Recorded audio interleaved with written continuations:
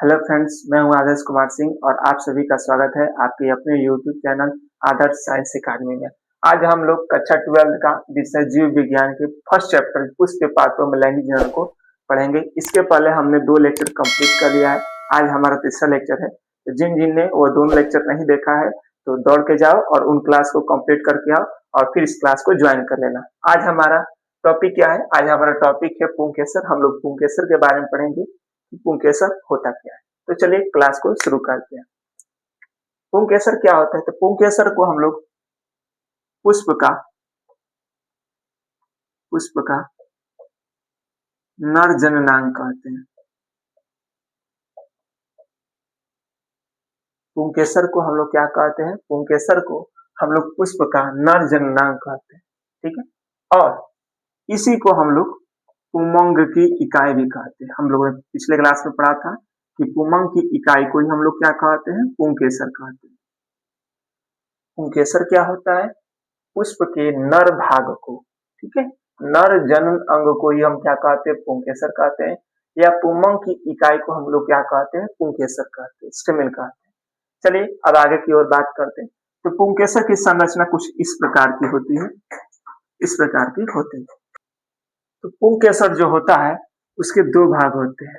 पुंकेसर के कितने भाग होते हैं? 2 भाग होते हैं। पहला भाग होता है जो ये आपको गोल अंडाकार संरचना दिख रही है, इसको हम लोग कहते हैं परागकोश। परागकोश, जिसको हम लोग इंग्लिश में कहते हैं एंथर। ठीक है। और ये जो आपको डंठल लंबा युक्त भाग दिख रहा है, इसको हम लोग कहते हैं तंतु। इसको इंग्लिश में हम लोग कहते हैं फिलामेंट। ठीक है। देखिए क्या हमने कहा, पुंकेसर के 2 भाग होते हैं। जो ये आपको एक गोल गोल संरचना दिख रही है, इसको हम लोग कहते हैं परागकोश। ठीक। और जो ये डंठल वाला लंबा वाला भाग दिख रहा है, इसको हम लोग कहते हैं तंतु, फिलामेंट कहते हैं। ठीक है। ठीक है। तो इसको हम लिख सकते हैं लंबा व डंठल युक्त भाग, डंठल युक्त भाग, डंठल युक्त भाग। ठीक। और ध्यान दीजिएगा, परागकोश जो होता है वो आप चित्र की सहायता से देख सकते हैं। इसमें 2 लोब है, इक्लोबिया है और इक्लोबिया है। ये 2 लोब है, अर्थात हिंदी में कहते हैं यह द्विपालित होता है। तो परागकोश कैसे होते हैं? द्विपालित होते हैं, द्विपालित होते हैं। ठीक है। ध्यान दीजिएगा, परागकोश में किस चीज का निर्माण होता है? तो परागकोश में हम लोग का निर्माण होता है परागकण का निर्माण।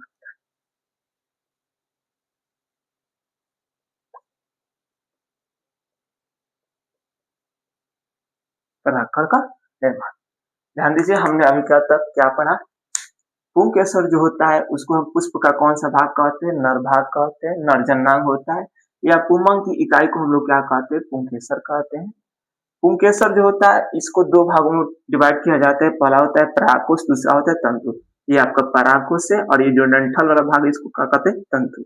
परागकोश जो होता है द्विपालित होता है, मतलब 2 लोब होते हैं, एक लोबिया हो जाएगा, एक लोबिया हो जाएगा। ठीक है। और परागकोश में किस चीज का निर्माण होता है? परागकण का निर्माण होता है। ठीक है। और ये जो डंठल लंबा तंतु भाग दिख रहा है, इसको हम लोग क्या कहते हैं? तंतु कहते हैं। ठीक है। अब चलिए आगे की ओर बात करते हैं। इसको इरेज कर दें।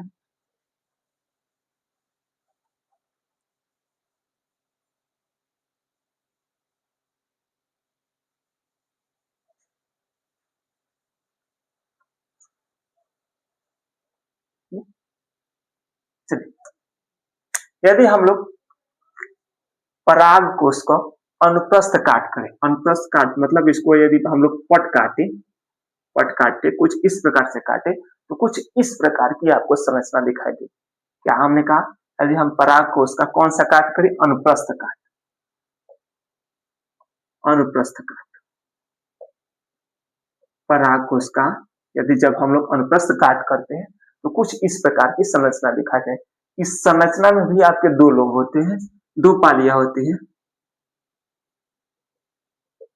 एक पालिया हो जाएगी आपकी और दूसरी पाली यह हो जाएगी।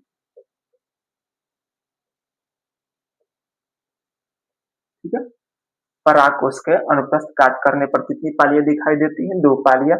एक पाली यह हो जाएगी, एक पाली यह हो जाएगी। और ध्यान दीजिएगा, और ये जो आपको गोल गोल संरचना दिखाई दे रही है दोनों पालियों में, इनको हम लोग कहते हैं, इनको हम कहते हैं लघु बीजाणु धानी। लघु बीजाणु धानी। हमने क्या कहा? पराग कोश को जब हम अनुप्रस्थ काट करते हैं तो इसमें 2 पाली दिखाई देती है, एक पाली यह हो गई, एक पाली यह हो गई। ठीक है, और ये जो आपको गोल गोल संरचना दिख रही है, गोल गोल संरचना दिख रही है, इसको हम लोग कहते हैं लघु बीजाणु धानी। ठीक है, यहाँ पर क्या समझने वाली बात है? यहाँ पर समझने वाली बात क्या है कि एक पाली में 2 लघु बीजाणु धानी होते हैं।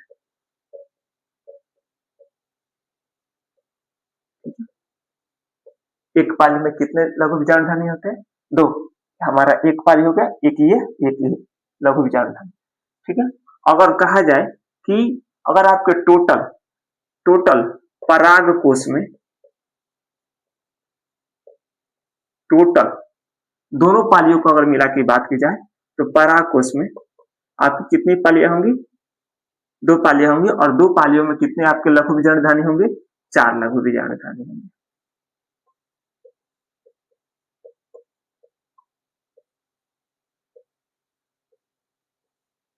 ठीक है, बस छोटी सी बात है। पराग कोश को जब हम अनुप्रस्थ काट करते हैं तो हमको 2 पालियां दिखाई देती है, एक पाली यह, एक पाली यह, और इसमें जो आपको गोल संरचना दिख रही है इसको हम लोग कहते हैं लघु बीजाणु धानी। तो हम लोग कह सकते हैं कि एक पाली में केवल इतने आधे वाले भाग में हमको कितने लघु बीजाणु धानी दिखाई देते हैं? 2, एक ये, एक ये। ठीक है, अगर कहा जाए पूरे पराग कोश में कितने हमारे लघु बीजाणु धानी दिखे? 4, 1, 2, 3, 4, यही हमने लिखा है। चलिए अब आगे की ओर बात करते हैं।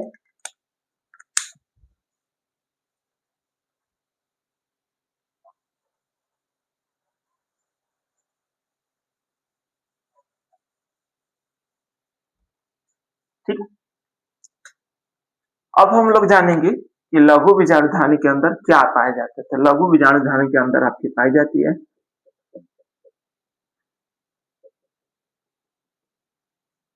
इसको हम लोग कहते हैं लघु बीजाणु जनन कोशिका।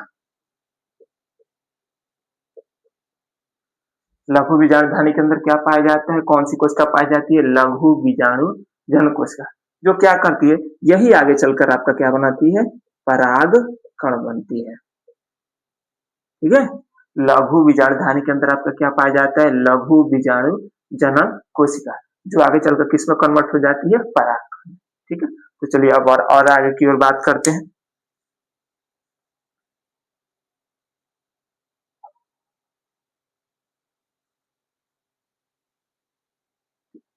आगे की ओर बात करते हैं, आगे की ओर हम बात लोग करेंगे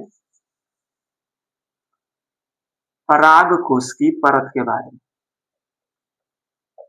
पराग कोश की परत के बारे में कि पराग कोश की कितने परतें होती है? पराग कोश की मुख्यतः 4 परतें होती है। पहला क्या होता है, थोड़ा हम इसको इंग्लिश में याद रखेंगे। ठीक है, पहले परत का नाम होता है एपिडर्मिस। ठीक है, तो जो सबसे बाहरी परत है इसको हम लोग कहते हैं एपिडर्मिस। एपिडर्मिस।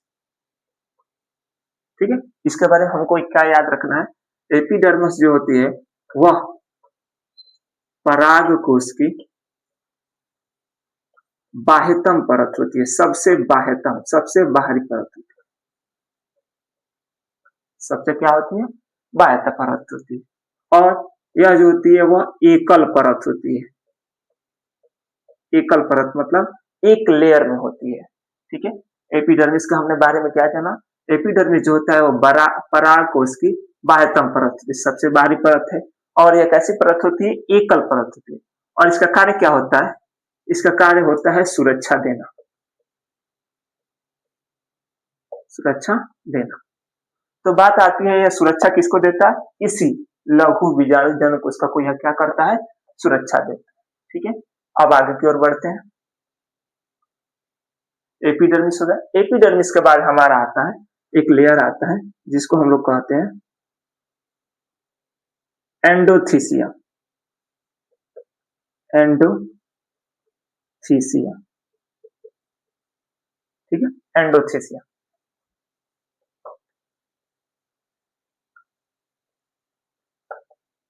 एंडोथीसिया, तो एंडोथीसियम क्या होती है, तो इसको भी हम लोग जानेंगे। एंडोथीसियम होती है वह एपिडर्मिस की अंदर वाली परत होती है। एपिडर्मिस की कौन सी परत होती है, अंदर वाली परत होती है।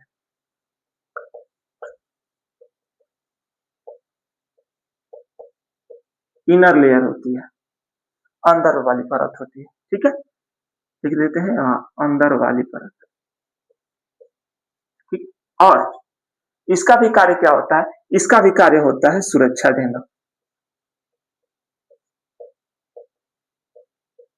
ठीक है, एंडोथीसियम क्या होती है, एपिडर्मिस की अंदर वाली परत, ये वाली जो परत ने बनाया है ये होती है एंडोथीसियम।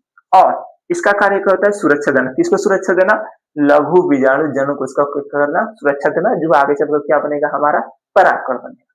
ठीक है, दूसरा हो गया। अब हमारा तीसरा परत आता है मिडिल लेयर। मिडिल लेयर, मध्य परत जिसको हिंदी में कहते हैं। तो मिडिल लेयर क्या होता है, तो मिडिल लेयर के बारे में हम लोग एक बात नॉर्मली हम लोग कह सकते हैं, मिडिल लेयर जो होता है,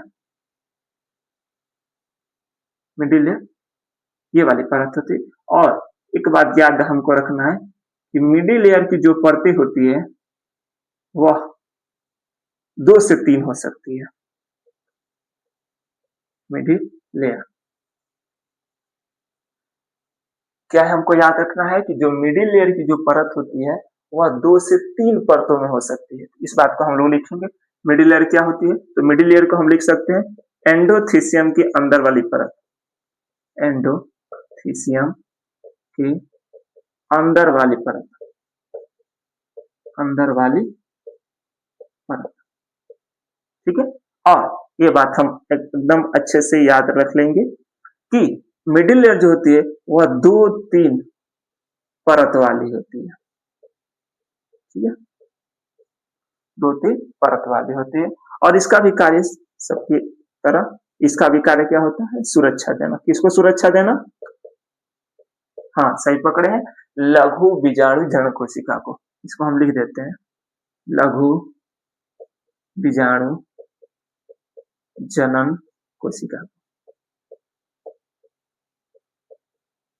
ठीक है, 3 परत हो गए। इसको एक बार समझेंगे हम लोग कि परागकोश की जो परत होती है वह 4 होती है। अभी हमने 3 पढ़ा, चौथा भी पढ़ेंगे।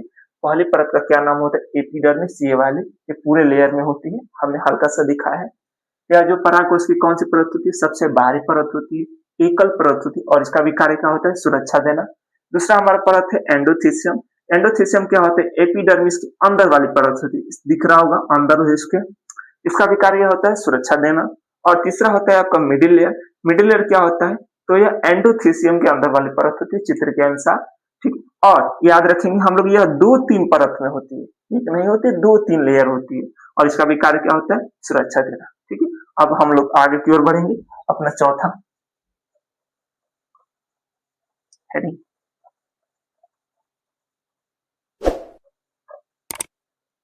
चौथा हेडिंग है हमारा जिसको हम लोग कहते हैं टेपिटम।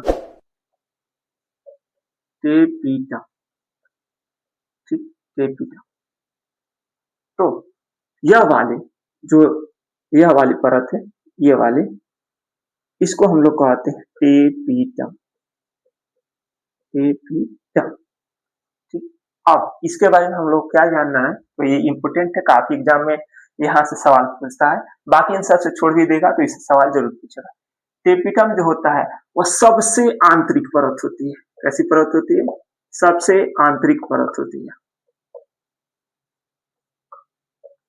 सबसे आंतरिक परत होती है। और टेपिटम के बारे में एक बात हम लोग जानेंगे कि टेपिटम जो होता है वह पोषण प्रदान करता है। क्या प्रदान करता है? पोषण प्रदान करता है। पोषण प्रदान, किसको पोषण प्रदान करता है? क्या है यहाँ पर? लघु बीजाणु जनन कोशिका। किसको प्रदान करता है पोषण? लघु बीजाणु जनन कोशिका।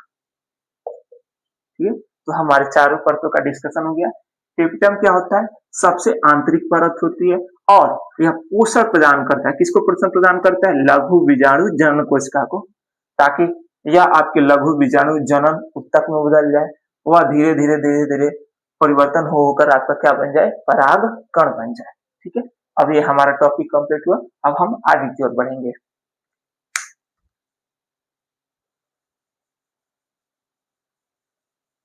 इसको हम चित्र को इरेज कर देते हैं।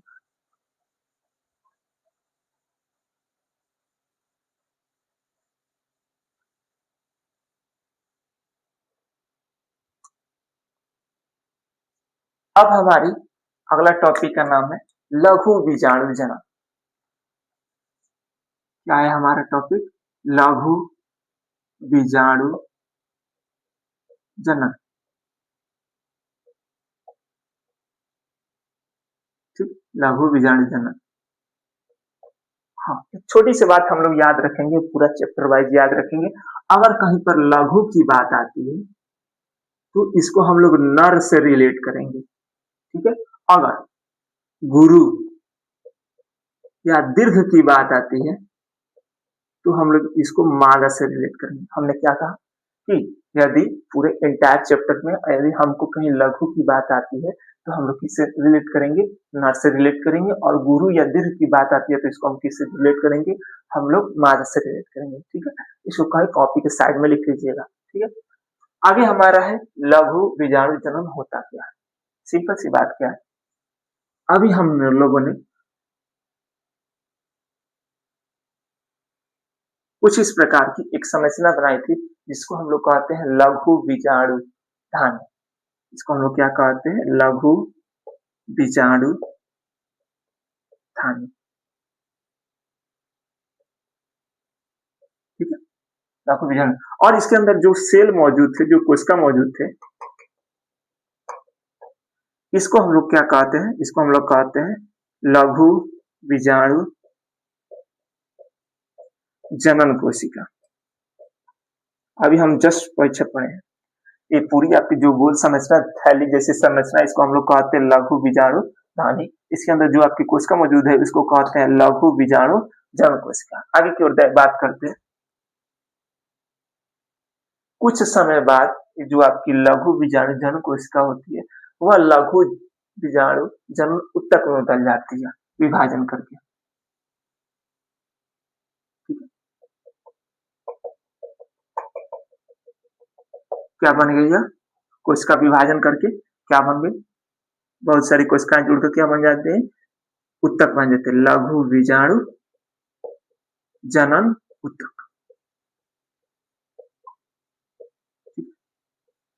ये आपका लघु बीजाणु धानी था। इसके अंदर कौन सा सेल पाया गया? लघु बीजाणु जनन कोशिका। और यह जनन कोशिका आपस में जुड़ जा करके क्या बन जाती है? लघु बीजाणु जनन उत्तक। अब यहाँ पर हम लोग को एक बात याद रखनी है, लघु बीजाणु जो उत्तक होता है इसकी जो प्लॉइडी होती है वह द्विगुणित होती है।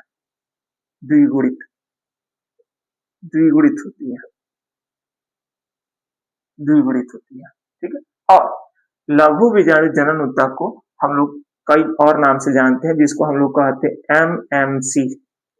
क्या कहते हैं? एमएमसी, जिसका फुल फॉर्म होता है micro spore mother cell.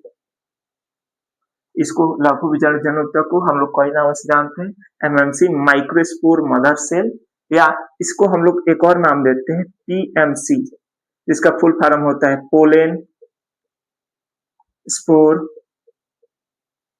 Mother cell. ठीक है, आप लघु बीजाणु जनन उत्तक कहिए या एमएमसी कहिए या पीएमसी कहिए, तीनों एक ही होती है। और इसकी प्लॉइडी क्या होती है? 2n होता है, द्विगुणित होता है। इस बात को हम लोग याद रखेंगे। ठीक है, अब इस लघु बीजाणु जनन उत्तक में आपका क्या होता है? इसके अंदर होता है आपका अर्धसूत्री विभाजन, अर्धसूत्री विभाजन, अर्धसूत्री विभाजन। लघु बीजाणु जनोतक के अंदर कौन सा विभाजन होता है? अर्धसूत्री विभाजन। और ये जो अर्धसूत्री विभाजन जो होता है वह दो चरणों में होता है। पहले होता है अर्धसूत्री फर्स्ट होता है, उसके बाद होता है अर्धसूत्री सेकेंड। अर्धसूत्री फर्स्ट और अर्धसूत्री सेकेंड। लघु बीजाणु जनोतक में आपका कौन सा विभाजन होता है? अर्धसूत्री विभाजन। और कितने स्टेप में होता है? 2 स्टेप में होता है, फर्स्ट स्टेप, सेकेंड स्टेप। तो नॉर्मली अगर किसी कोशिका का विभाजन हो रहा है तो पहली बार विभाजन होगा तो 2 कोशिका बनेगा, फिर से दूसरी बार विभाजन होगा तो कितना कोशिका बनेंगे? 4 कोशिका बनेंगे। ठीक है, यह हम लोगों ने नॉर्मली पढ़ा है कि अर्धसूत्री विभाजन के बाद 4 कोशिकाओं का क्या होता है? निर्माण होता है। चलिए इसको आगे हम की ओर बढ़ाते हैं। तो जैसे ही हमारे लघु बीजाणु जनोतक एमएमसी या पीएमसी में आपका अर्धसूत्री विभाजन 2 चरणों में कंप्लीट होता है, तो वैसे ही 4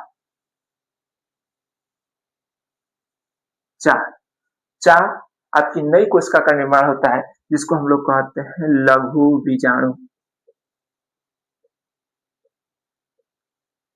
जैसे ही एमएमसी और पीएमसी में आपका कौन सा विभाजन होता है? अर्धसूत्री विभाजन। वैसे ही 4 आपके क्या बनते हैं? लघु बीजाणु बनते हैं। और याद रखिएगा ये चारों जो होते हैं वह आगे वृद्धि और विकास करके क्या बनाते हैं? परागकण बन जाते हैं।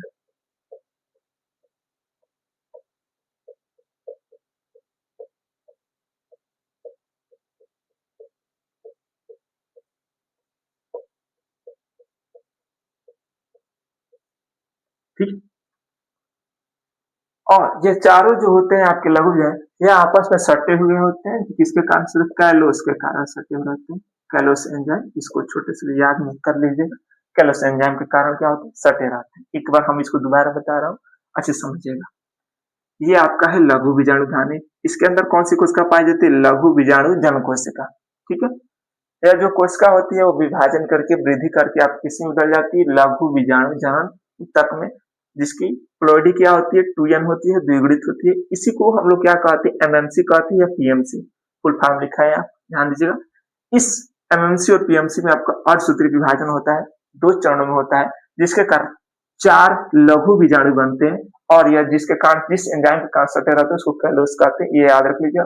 4 लघु बीजाणु होते हैं और चारों लघु बीजाणु आपस में, ठीक है, विकास कर लेते हैं और तब क्या बन जाते हैं? आपके परागकण बन जाते हैं। अर्थात लघु बीजाणु जन के फलस्वरूप हमारे कितने परागकण बने हैं? 4। ठीक है, अगर इसकी हम लोग परिभाषा देना चाहें तो परिभाषा क्या लिख सकते हैं कि लघु बीजाणु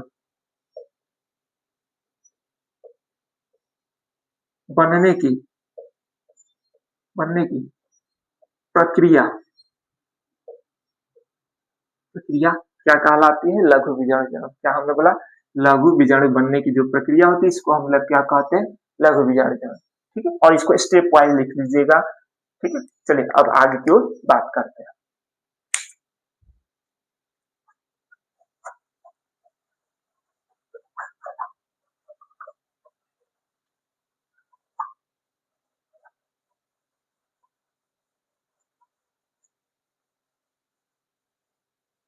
तो चलिए अपने टॉपिक की ओर बढ़ते हैं और हमारा टॉपिक है परागकण, जिसको हम लोग इंग्लिश में बोलते हैं पोलन ग्रेन। परागकण, पोलन ग्रेन,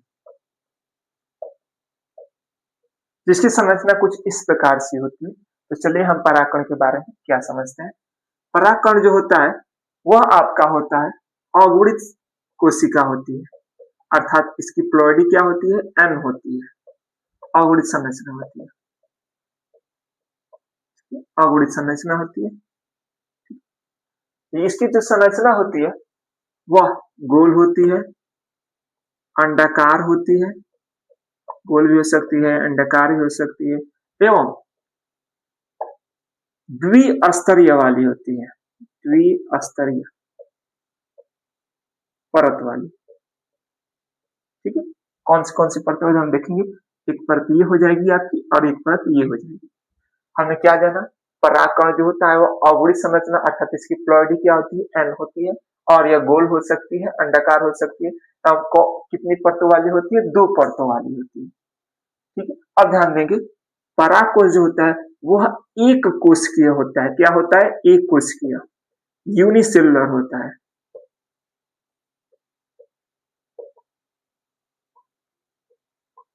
ठीक है, और आगे की ओर बात करते हैं। परागकण जो होता है इसका अगर माप की बात की जाए, तो 20 से 50 माइक्रोमीटर तक हो सकते हैं। ठीक है, माइक्रोमीटर हो सकते हैं। हमने क्या जाना? परागकण जो होता है वह आपकी अगुणित संरचना होती है, गोल हो सकती है, अंडाकार भी हो सकती है, और कितनी परतों वाली होती है? 2 परतों वाली होती है। यह कैसी होती है? एक कोशिकीय की बहुकोशिकीय, एक कोशिकीय होती है। और इसका जो माप हो सकता है वो कितना हो सकता है? 20 से 50 माइक्रोमीटर तक हो सकता है। अब चलिए इसकी परतों के बारे में पढ़ेंगे। ठीक है, तो जो इसकी परत होती है वह 2 परत में होती है। पहला होती है ये वाली जो बाहरी परत है, इसको हम लोग कहते हैं बाह्य चोल। बाह्य चोल इंग्लिश में कहते हैं एक्साइन। और यह वाली जो अंदर वाली परत दिख रही है इसको हम लोग बोलते हैं अंतःचूल, जिसको हम लोग इंग्लिश में बोलते हैं इंटाइन। ठीक, बाहरी परत है इसको कहते हैं बाह्य चोल, या अंदर वाली परत है इसको कहते हैं अंतःचूल। और ये जो आपको छोटा छोटा छिद्र दिख रहा है, इस छिद्र को हम लोग कहते हैं जनन छिद्र। जनन छिद्र, जिसको इंग्लिश में कहते हैं जर्म पोर। ठीक है, और ये जो अंदर वाला भाग है इसका साइटोप्लाज्म है, कोशिका द्रव्य है। ठीक है, कहते हैं यहाँ पर कोशिका द्रव्य। हमने क्या जाना कि ये जो आपका परागकण होता है इसके 2 परतें होती है। पहला होता है बाह्य चोल, ये वाली परत, और ये अंदर वाली परत होती है इसको हम लोग कहते हैं अंतःचोल। इसके अंतःचोल के अंदर आपका भरा रहता है कोशिका द्रव्य, और बाह्य चोल के की जो रेखाएं होती है उसके अंदर क्या पाया जाता है? आपकी जनन छिद्र पाए जाते हैं, परत होती है उसके अंदर। अब चलिए एक एक करके इनको हम लोग पढ़ते हैं।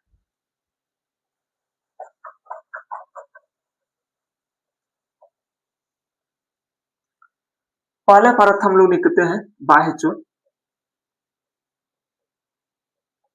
एक्साइन जिसको कहते हैं। तो ये क्या होती है? तो ये होती है आपकी परागकण की सबसे बाहरी परत। परागकण की सबसे बाहरी परत, बाहरी परत होगी, सबसे बाहरी परत होती है। और एक बात याद रखना है कि जो बाह्य चोल होती है इसके जो परत होती है इसमें छोटे छोटे छिद्र पाए जाते हैं। इन छिद्रों को हम लोग कहते हैं, क्या कहते हैं? इन छिद्रों को हम लोग क्या कहते हैं? जनन छिद्र। बाह्य चोल में जो आपके छिद्र पाए जाते हैं उस छिद्र को हम लोग क्या कहते हैं? जनन छिद्र।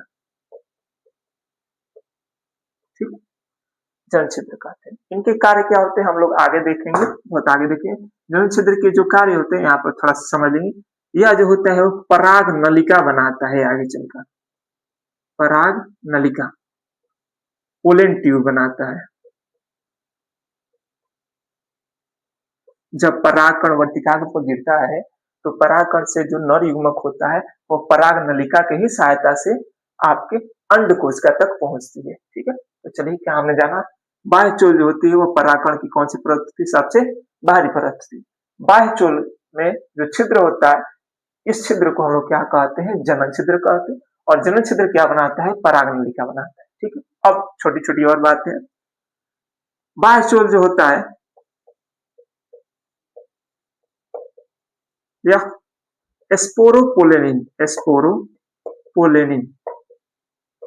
नामक पदार्थ से बना होता है।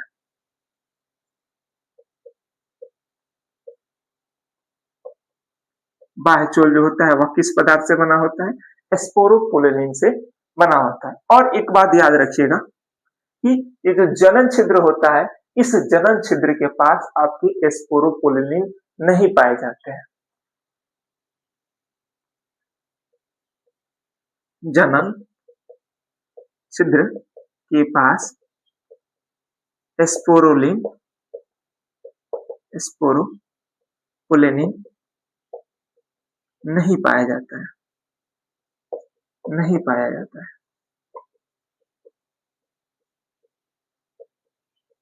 ठीक ठीक है। और यह काफी खुरदरी परत होती है, खुरदरी, एवं कह सकते हैं मोटी परत होती है।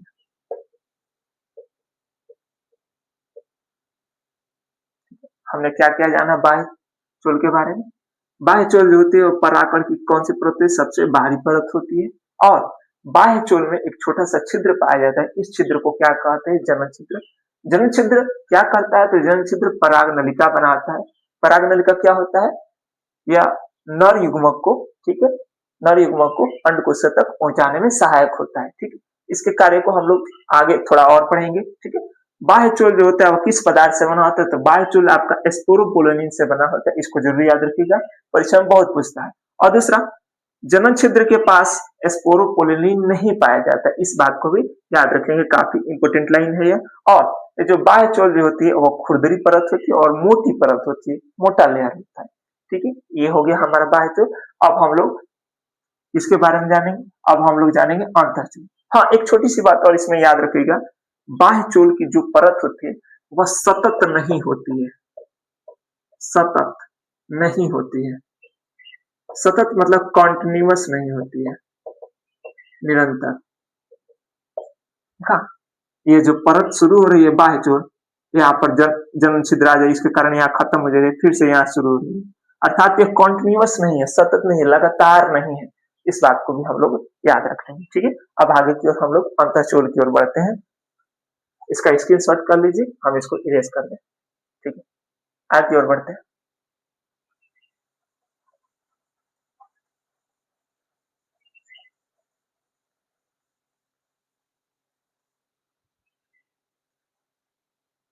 हमारा दूसरा परत है अंतःचोल, इंटाइन जिसको कहते हैं।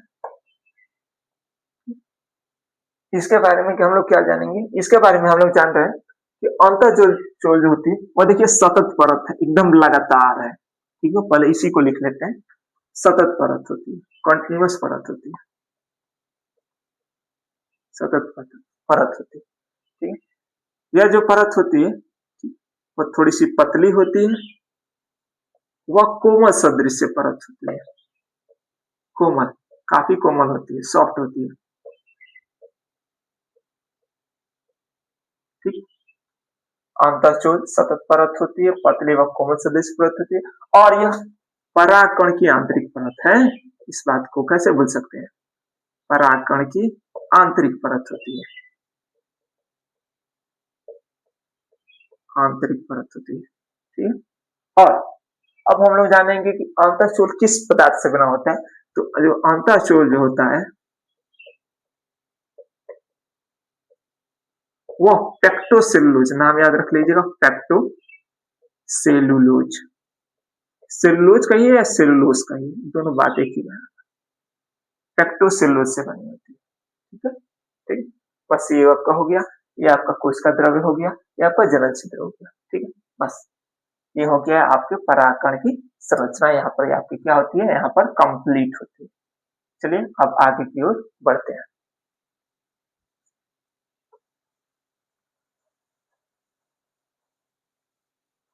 इसको हम इरेज कर दे, इस चित्र को जरूर बना लीजिएगा। ठीक है,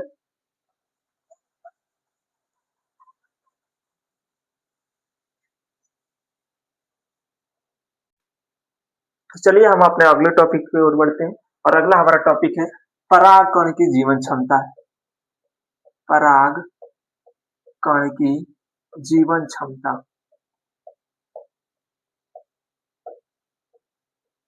जीवन क्षमता, तो परागकण की लाइफ कितनी होती है इसके बारे में हम लोग जानेंगे। तो परागकण की जो लाइफ होती है वह अलग अलग की अलग अलग होती है, अलग अलग पौधों की अलग अलग होती है। जैसे अगर अनाज की बात की जाए, जैसे गेहूं चावल की बात की जाए,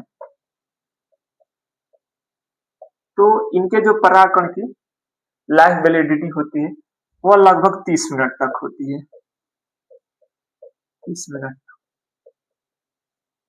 क्या हम कहें कि परागकण की जीवन क्षमता, जो अनाज होता है आपका, गेहूं चावल होती है, इनके जो परागकण की जो जीवन क्षमता होती है, लाइफ वैलिडिटी होती है, वो कितनी होती है? लगभग 30 महीने होती है। ठीक है। और आप लेग्यूमिनेसी कुल का जो आपका गुलाब है, गुलाब ले लीजिए, या आप कह सकते हैं कि वो सेम ले लीजिए, छुई मुई ले लीजिए, छुई मुई, छुई मुई ले लीजिए। तो इन सब की जो जीवन क्षमता होती है, परागकण की जो जीवन क्षमता होती है, वह कुछ महीने तक हो सकती है, कुछ महीने तक हो सकती है, हो सकती है, हो सकती है जरूर लिखिएगा। मे बी, हमने क्या कहा कि जो आपके गेहूं और चावल की जो जीवन क्षमता होती है परागकण की, वो लगभग 30 मिनट होती है। और जो गुलाब हो गया, आपका सेम हो गया, वह आपका छुई मुई हो गया, इनकी जो परागकण की जीवन क्षमता होती है वो कुछ महीने तक हो सकती है। ठीक है। और यहाँ पर एक नोटेबल पॉइंट क्या है, आप इसको जरूर अच्छे से याद रख लीजिएगा। यदि हम किसी के परागकण को, किसी भी पौधे के परागकण को, पुष्प के परागकण को आपको लंबे समय तक टिकाना है, लंबे समय तक जीवित रखना है, तो हम लोग क्या करते हैं, उस परागकण को -196 डिग्री सेल्सियस पर, यदि किसी के परागकण को हमको लंबे समय तक सुरक्षित रखना हो, तो उस परागकण को -196 डिग्री सेल्सियस पर नाइट्रोजन में, नाइट्रोजन में सुरक्षा देते हैं। ठीक है। -196 डिग्री सेल्सियस नाइट्रोजन में सुरक्षा देते हैं, जिससे जो परागकण की जो जीवन क्षमता होती है वो लंबे समय तक हो जाती है, अर्थात उसके अंदर की जो आंतरिक प्रक्रिया होती है वो काफी स्लो हो जाती है। ठीक है। और इस पद्धति को हम लोग कहते हैं क्रायो संरक्षण, क्रायो संरक्षण। ठीक है। परागकण को हम लोग कितने डिग्री सेल्सियस पर, माइनस माइनस जीरो की -196 डिग्री सेल्सियस पर नाइट्रोजन में सुरक्षा देंगे, तो लंबे समय तक इसकी लाइफ बढ़ जाएगी। और इस पद्धति को हम लोग क्या कहते हैं, क्रायो संरक्षण। तो चलिए अब आगे की ओर बात करते हैं।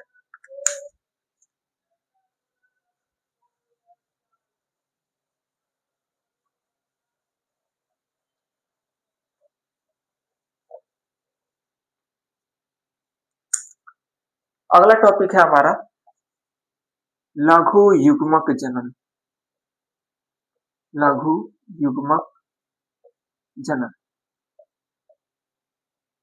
लघु युग्मक जनन क्या होता है, तो चलिए इसके बारे में हम लोग बात कर लेते हैं, लघु युग्मक जनन क्या होता है।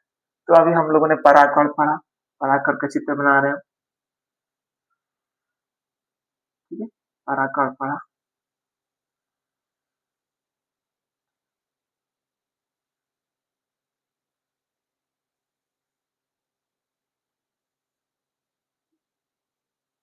परागकण का चित्र पढ़ा, बाह्यचोल, अंतःचोल, जनन क्षेत्र आदि पढ़ा। ठीक है।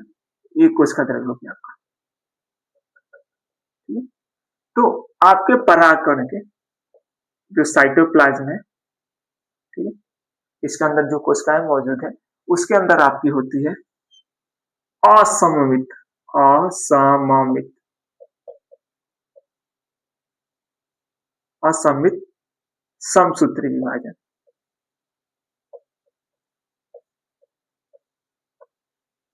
आपकी जो परागकण है, इसके अंदर जो आपका साइटोप्लाज्म है, कोशिका द्रव्य है, इसके अंदर जो कोशिकाएं है, उसके अंदर कौन सा विभाजन होता है, समसूत्री विभाजन होता है, और असममित होता है। असममित और सममित का क्या मतलब होता है, सिमेट्री और एसिमेट्री। सिमेट्री का मतलब जब आप किसी चीज को एकदम बराबर भागों में काटते और दोनों बराबर जो भाग है आपका एक जैसा दिखता है, उसको हम लोग कहते हैं सममित। हमने क्या कहा, यदि आप किसी वस्तु को बरा बीच में से काटे, ठीक है, काट दिया, और काटने के बाद जो दो भाग बने हैं वो दोनों भाग एग्जैक्ट एक दूसरे के कॉपी दिखते हैं, तो उसको हम लोग कहते हैं सममित। और जब एक दूसरे के काटने के बाद एक दूसरे के कॉपी नहीं दिखते हैं, कुछ डिफरेंट होता है, तो उसको हम लोग कहते हैं असममित। उम्मीद है समझ में आएगा। आगे बढ़ते हैं।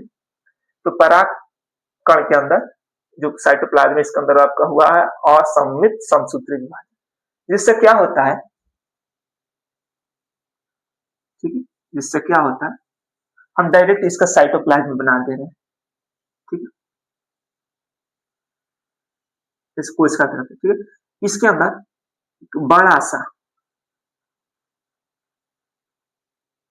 बड़ा सा अनियमित आकार का केंद्रक होता है,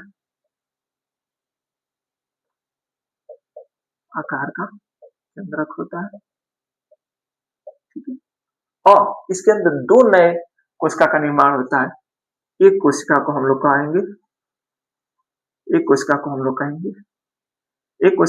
कहेंगे जनन कोशिका, और दूसरी कोशिका को हम लोग कहेंगे काई कोशिका, वेजिटेटिव सेल, और इसको हम लोग कहते हैं जर्म सेल कह दीजिए, ठीक है। हमने क्या कहा, ठीक, इस चित्र को कंप्लीट कर लिया जाए।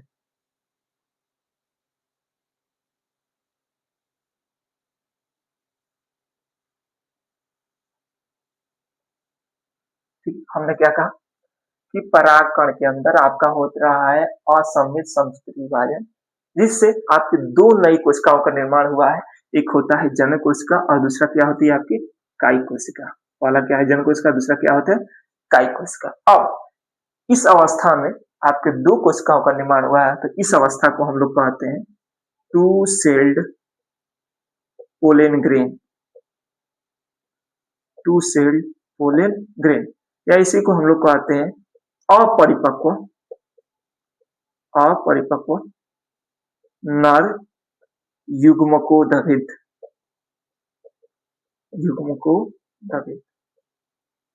ठीक है।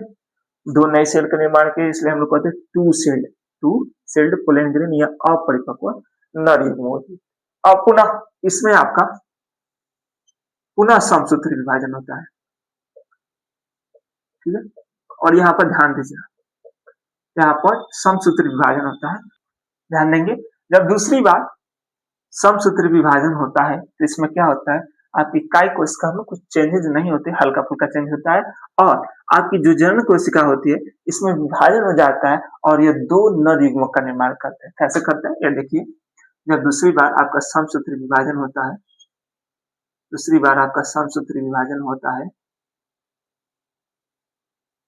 एक मिनट दीजिएगा। दूसरी बार आपका जो समसूत्री विभाजन हो रहा है तो इसमें जो आपकी काई कोशिका होती है, काई कोशिका, इसमें कुछ हल्का सा चेंज होता है, काई कोशिका, ठीक। और जो आपकी जनन कोशिका होती है वह दो नर युग्मक का निर्माण करती है, दो नर युग्मक, ठीक।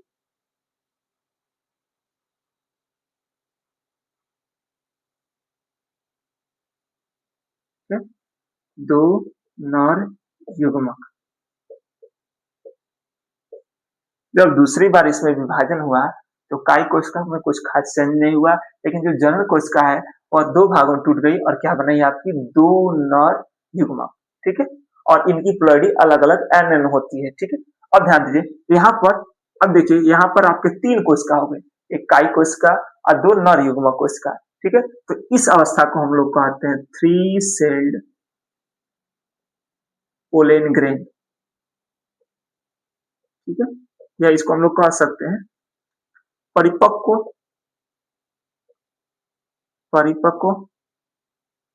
नर युग्मकोदभिद,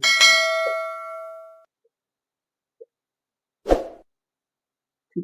अब आगे की ओर बढ़ते हैं, बस एक बार इसको दोबारा रिवीजन कर रहा हूं, अच्छे से ध्यान देकर समझिएगा। परागकण में आपका होता है असममित समसूत्री विभाजन, जिसके फलस्वरूप दो कोशिकाओं का निर्माण हुआ है, एक काई कोशिका और एक जनन कोशिका, ठीक है। जो आपकी दूसरी बार समसूत्री विभाजन होती है तो काई कोशिका में खास चेंज नहीं होता है, काई कोशिका जो पोषण देने का कार्य करते हैं उसको आगे पढ़ेंगे। और जो आपकी जनन कोशिका होती है वो दो भागों में टूट जाती है, जो बनाती है दो नर युग्मक। इस हिसाब से एक कोशिका ये होगी, दो कोशिका ये होगी, तो तीन कोशिका। तो इस अवस्था को हम लोग कहते हैं थ्री सेल्ड पोलेन ग्रेन, ठीक है। या इसको हम लोग कहते हैं परिपक्व नर युग्मकोदभिद, ठीक है। आज के लिए इतना ही।